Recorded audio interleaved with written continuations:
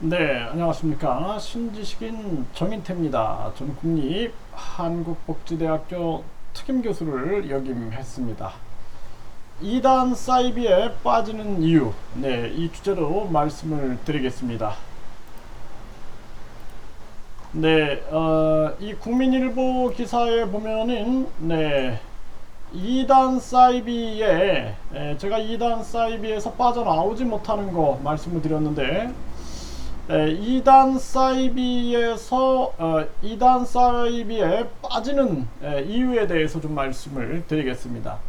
일단은 2단 사이비라는 것은 사람 어떤 종교든지 간에 사람의 행복을 증진시키는 것은 바른 종교예요.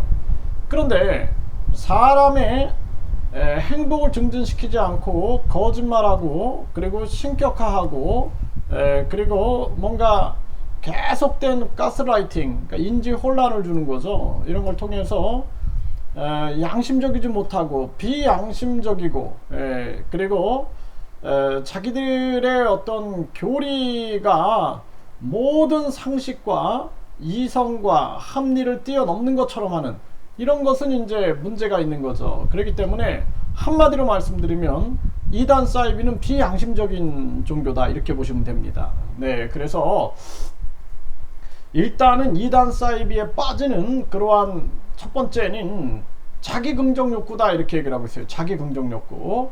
그래서 인간이 계속 그 칭찬받고 싶은 욕구가 있는 거예요. 그러다 보니까 2단 사이비 신도들이 포교할 때 보면은 계속 칭찬을 해주는 거예요. 칭찬을 해주는 겁니다. 그래서 뭐 이렇게 요즘엔 SNS가 굉장히 많기 때문에 SNS를 통해서도 계속 다가가서 칭찬해주는 척 하면서 접근하게 되는 거죠. 그리고 포획을 하는 거죠. 포획. 네, 포획을 한다. 이렇게 볼 수가 있고. 두 번째는 리셋 증후군.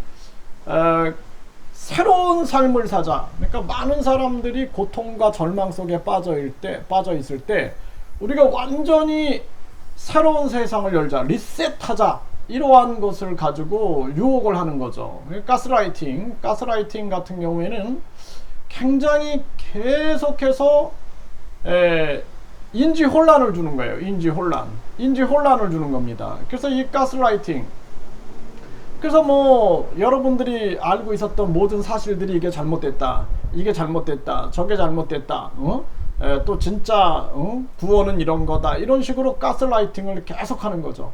그러니까 결국에는 이 가스라이팅에 빠지게 되는 거예요. 인지 혼란을 주게 되는 거죠.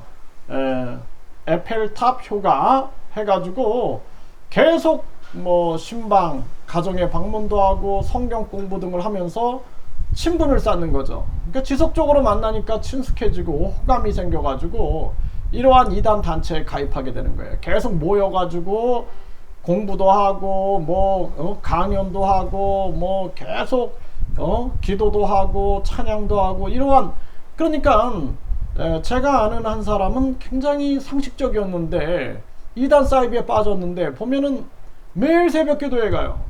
그리고 뭐 수시로 가요. 수요일 가고 금요일 가고 토요일 가고 일요일 가고 아주 쉬지 않고 다니는 거예요.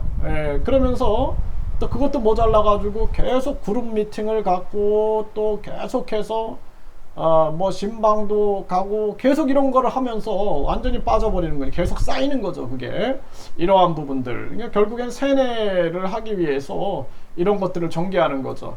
요즘 같은 경우에는 이제 이런 유튜브라든지 SNS가 있기 때문에 이러한 영상을 계속 올려가지고 결국에는 그루밍을 시키는 거예요. 계속 그 속에 빠져들게끔 만들고 세뇌를 시키는 거죠. 이러한 부분들.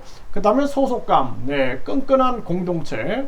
그래서 이 많은 사람들이 요즘같이 또 대한민국은 1인 가구가 많기 때문에 소속감을 요구하거든요. 이러한 소속감을 통해서 인간의 하나의 본능이죠. 인간은 사회적인 존재이기 때문에 이러한 부분을 통해서 이단에 빠뜨리게 되는 거죠. 그래서 이 자기 긍정, 또 리셋 증후군, 완전히 새로 시작해야 되는 거, 가스라이팅, 인지 혼란을 주고 계속된 만남을 통해서 세뇌를 시키는 거죠. 그 다음에 소속감을 줘가지고 인간의 사회적 동물이라는 이 인간의 본성을 이용해서 전개를 하게 된다라는 거예요. 그래서 우리가 이 사이비 종교 같은 경우에는 결국에는 이 반사회적인 사이비 종교 집단이다 뭐 이런 얘기들을 하는데요. 이렇게 뭐 시위하는 사진이 이렇게 올라와 있는데, 사실상 반사회적인 그러한 종교, 결국에는 비양심적이다라고 보면 됩니다.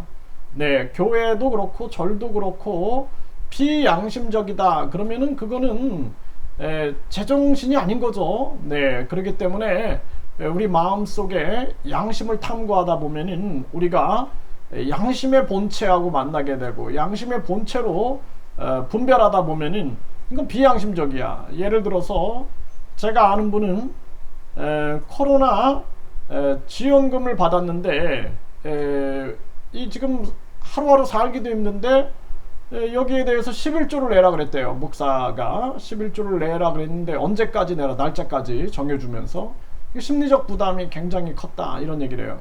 그래서 굉장히 미숙한 목사다, 저는 그렇게 생각을 하고요. 또 하나는 헌금을 매일 불러주는 거예요. 누가 헌금 얼마 냈다, 누가 헌금 얼마 냈다.